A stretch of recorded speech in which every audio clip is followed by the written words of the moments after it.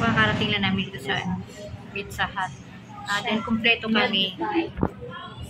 Kumpleto kaming apat. Celebrate namin yung graduation ni ate. Kasi di ba nung nakaraan, nagmang-inasal kaming tatlo lang kasi si Happy may pasok. Ngayon. Itin ka na natin dun sa Rosales. Yung parang snack. Ano ito try mo mama? Ito? Slash? Pero ito gusto namin ito. Sige, gusto mo ito? O, ito lang tayo.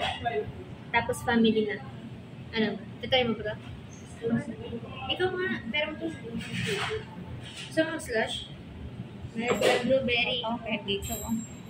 Mango. Ano ba ito mama? Ano yung slash? Ice crush? Ice crush. Yung slash? Hindi ko alam. Binibase ko lang. Basta yung ito sa drinks. Sige, basta order naman na lang yan para makalala lang. Kasi minsan, paparinig pa ulit-ulit. Pero pinaka-drinks namin ay Pepsi. Ito. Soft drinks na lang. O, tayo fib namin na Soft drinks drinks. na lang tayo. Pero yun o.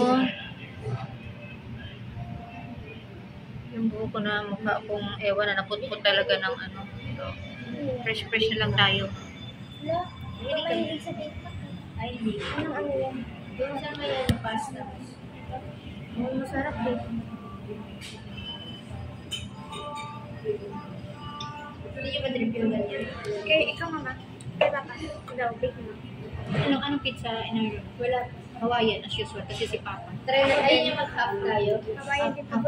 Oo, para dalawang Ano ba, anong fave mo din, Pig? Hawaiian. So, anong? Margaret. Margaret. Paano? Margaret. Nasa may H. Ito siguro. Bake. Pili kayo Mar- dito. Magkano pa? Ito baka sobrang mahal naman. Ito yung sizes. Gusto mo yan? Tagal nila maka-order dalawa. Tapos, ito siya. May dito talaga mapigilan. Dito pa rin siya ginagawa. Ito malupit. Kita niyo ba? Saan na ba yun? Gusto ko magsalita. Tapos magsalita ka kanin. Ayan. Ano? Hanggang ngayon. May ano talaga, no? Iba talaga ang ilaw sa mga kainan isa sa bahay. Kasi pag, tinan mo yung mga ilaw sa kainan, ang puti namin, saka nakapaganto, tinan mo, parang okay yung mga dagway namin dito. Yung pag sa bahay, kumot-kumot sa masaya na malungkot kasi nga, syempre, nakatapos na si ate. Ang problema, Tapos ito tayo. ang ano namin kaya malungkot kasi si ate yung pagiging laude niya yung Latin honor niya which is cum laude canceled so dahil na-cancel si ate so, syempre malungkot kasi nakaplano na no? Nasa listahan na siya and yun nga kinongrats na nga siya ng pinakaano nila as in, hindi lang naman si ate ang na-cancel kasi meron pa din siyang mga ibang kasamaan and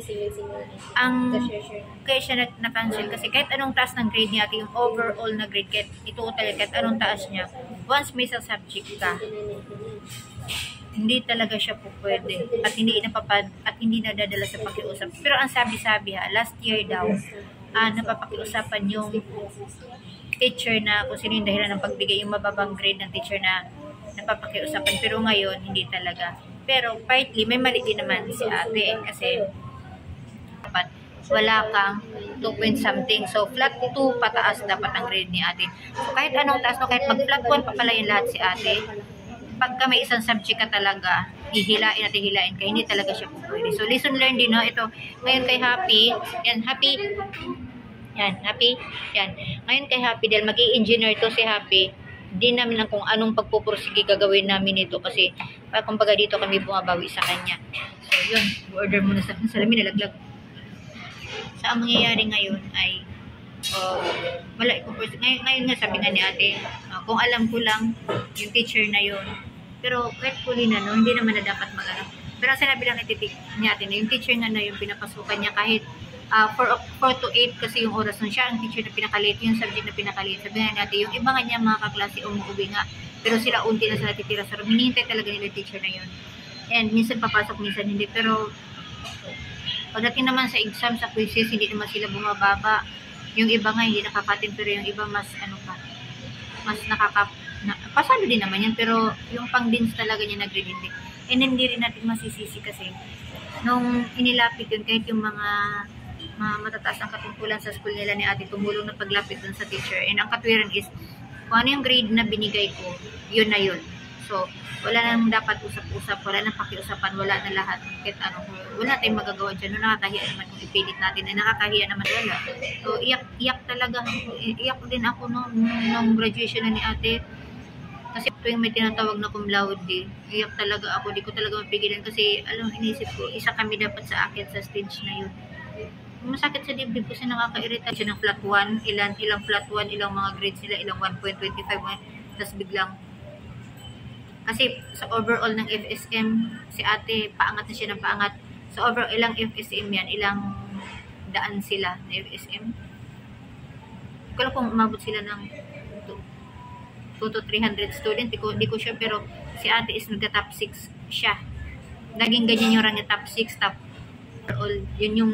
So, pag tinutal yung grade niya, mataas talaga si ate kasi hindi talaga siya, hindi talaga siya valid pa rin na kahit mataas ka, basta may subject kang hindi aangkop doon, hindi talaga. So, lesson learned talaga, huwag maging kampante. But, sa lahat ng bagay,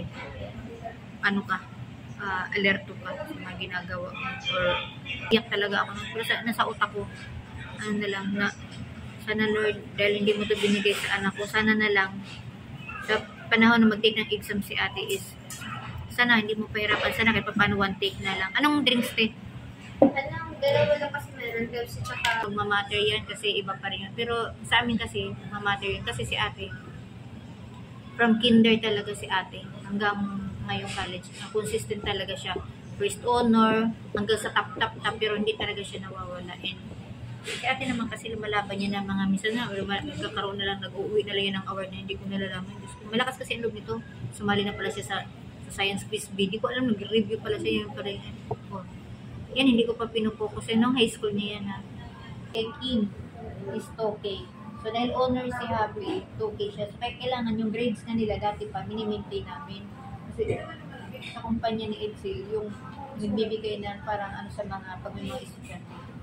Yung foundation niyan, nakakakuha kami ng pera. Basta honor lang yung mga anak namin. Ngayon, dahil honor si Happy, ang nakuha kami na is 11,000.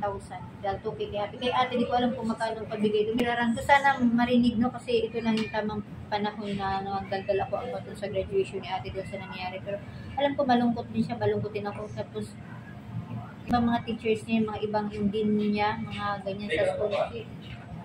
Nung pag-akit ng stage, pagbaba na doon yung ibang teacher niya, yakap din siya. Kasi alam din ng iba, ng mga teacher na cum laude talaga siya. Hindi ang iba, hindi. Siya, nung awareness sila, nung siguro araw na ng graduation, malapit na, alam na lang, tanggal na sa listahan. So yun lang, namin. Tuloy ang buhay, another journey.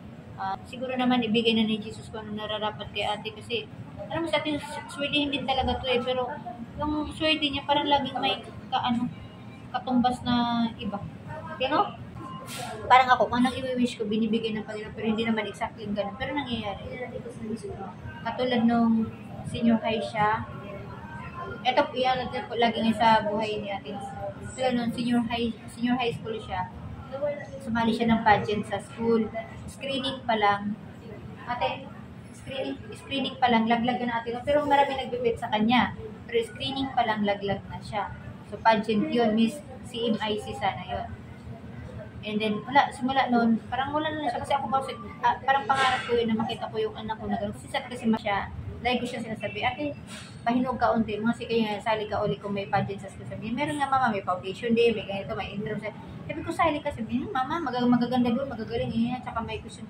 Sabi, kaya hindi, kaya mo yun. Kasi wala namang mananalo kung walang matatalo. Lagi kong sinasabi sa kanya. Tsaka, hindi kasi ako malakas talaga ang kutob ko. Kasi ate magsasamting talaga yun.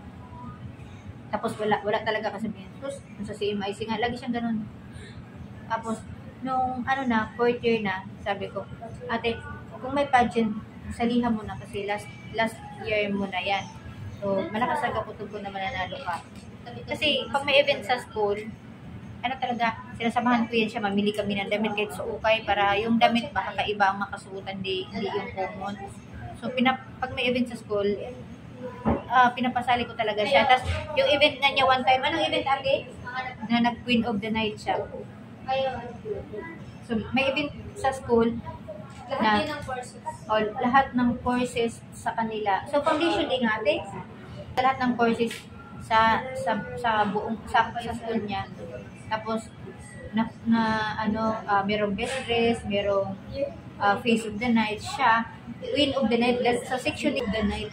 Tapos lahat ng section, lahat ng kurso, iba-iba na. So simula nung nasungkit natin yung Queen of the Night, nag-uwi siya ng Queen of the Night, plus pa yung doon binigay yung mga pasok sa dance yung gabi na yon. Mother's Day ngayon natapat eh. So, parang regalo talaga, no? Simula nung nanalo si ate, naano ko na sige. Dahil nangyari yun, ibig sabihin parang malakas yung chance niya na manalo sa pageant. So, yun, pinag-pageant ko siya ng, ang sinalihan natin ay, pang 40th natin, no? Pang 40th Foundation Day. Sabi ko, sige, sali ka. Kasi ang hinahanap noon na contestant is dalawa, Miss Entrams and yung isa is sa Foundation Day talaga mismo. Tapos siya nag-screening si ate. Doon siya sa screening pa lang. Pasok na siya, no? Sa screening pa lang, madami na rin sila. So, nung siya ang napili na sabi ko, hindi, tuloy-tuloy na natin yan. Tapos siya nagsasabi, yung gastos, naloko pa kami. Hindi naman siya naloko talaga at all. Pero kumbaga, binawal kasi sa school maghanap ng handler.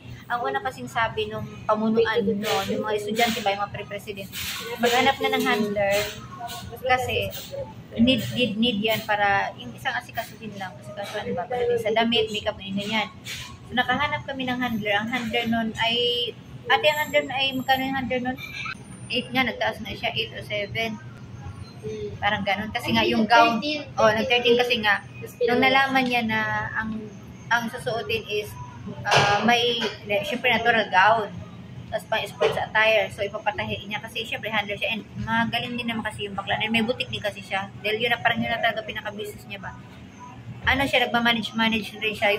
Yung partner ni ate siya, nagmamanage nun. So, yun, para mag-short yung story natin, umatras na kami doon, pero nakapag-down na kami. Pero siyempre, hindi namin nakuha ng buo. So, parang nawalan ako ng 3K, parang ganyan. Kasi, siyempre, nakakahiya na rin, no? Sabi kasi nakapagpatahin na, so hindi natin pwedeng mabawi yun. And parang gano'n naman talaga yat ang kalakaran na pag once nag-down ka na, and siyempre, nakapamirwisyo ka na dun sa tao. Yun, so, sulo-sulo na talaga kami. Kami na sila, hagilap kami ng mga gown, kung saan may mga butik, tapos sa sports attire niya, hanap kami kung saan kukay pwede, parang gano'n lahat. Tapos, sa awa ng Diyos, nasungkit ni